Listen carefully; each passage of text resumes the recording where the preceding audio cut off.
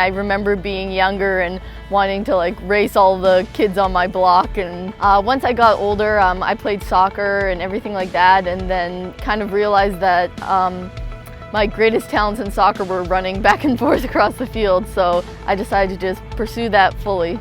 As a Manitoban native, Erin Teschuk decided to take those pursuits south of the border, arriving in Fargo in the fall of 2012.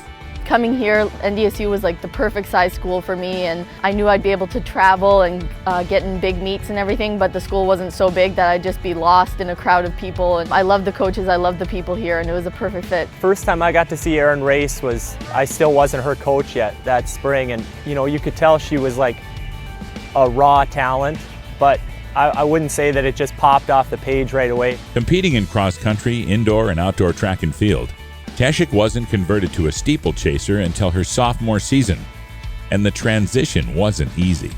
Yeah, my first 3K steeplechase in college was when I was in Riverside, California, and I was running the race, and I remember I was kind of just by myself running. There wasn't anyone around me, and in the steeplechase, the first lap you go around the water barrier, and then by the second lap you go over it. And I was running around and I just completely forgot that I had to go over the water barrier until I passed it, and then I heard everyone splashing behind me, and I was like...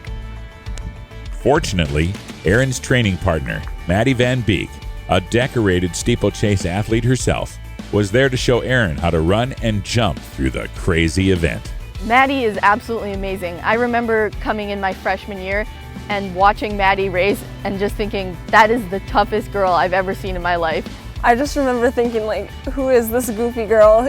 She just always has a bounce in her step. She's always just been a joy to have on the team, and I just remember liking Erin from the start. Less than 2 months after being disqualified in her debut, Teschuk claimed her first individual Summit League title, winning the steeplechase by more than 10 seconds. I went to regionals and I didn't make it on to the NCAA finals, but I think that kind of made me hungry for next year.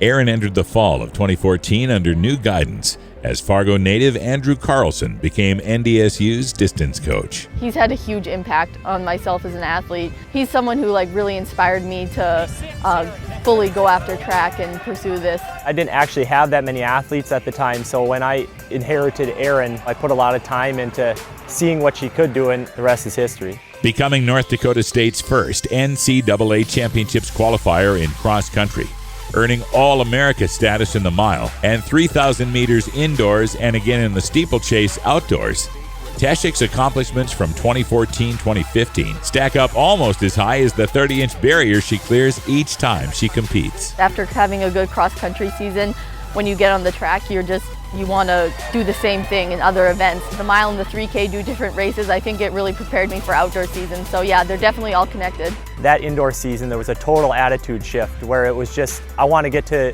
not just the next level, but a level beyond that. After qualifying for the World Championships in Beijing, the Pan Am Games in Toronto, and winning a Canadian national title, Erin got her first taste of international competition in the summer of 2015. It was had quite a year. It's just quite the sensation.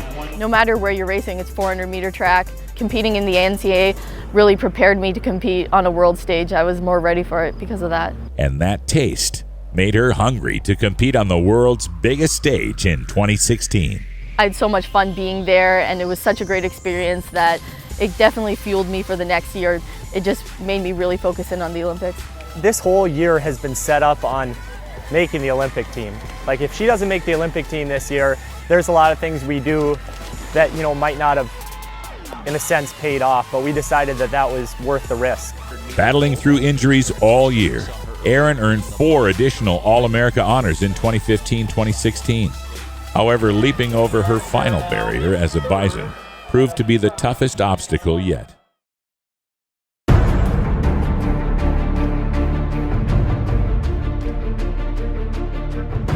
Gosh, when I was watching Erin at NCAAs, I knew that the race wasn't going totally the way that she wanted it to go. It's kind of cliche to say, well, it was all for the best, which I don't think it was. I mean, I would have much rather had her win an NCAA title than trip on the last barrier and get 8th. It was hard for me to watch that happen, just because I know how much Erin cares and how much she's worked for this and how much she loves this sport. Not reaching my goals at NCAAs was hard for me, but at the same time, me and Andrew sat down together, kind of looked back on it, and was like, okay, what can we do now to feel better for 3 weeks from now at the Canadian Championships? It's not as if she wasn't sad about what happened at NCAAs, but nothing really gets in her way of what she wants. Success doesn't change her, and neither does failure.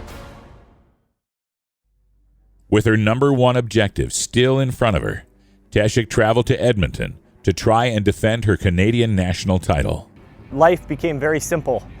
Everything has seemed so complicated all year, trying to figure out where to race and doing all this stuff and trying to figure out the training. And all of a sudden, after all that, it just comes down to, well, the only way you can guarantee your spot is to win. Throughout the race, I kind of wanted to just stay relaxed and calm and just have confidence that if it did come down to the final kilometer, final lap, however it came down to, that I'd be ready to go. Then when they went out slow the first K, I kind of thought, well, this might be the best thing for her to get set up. About a kilometer or so in, one of the other girls took it, and we kind of started to pick up as we went. She has some great runners around her, so with a K to go, there was never like, even over the last barrier, it was like, come on, hold on, hold on. And it is Erin Teschuk for the automatic. And there's the smile that I am going to the games.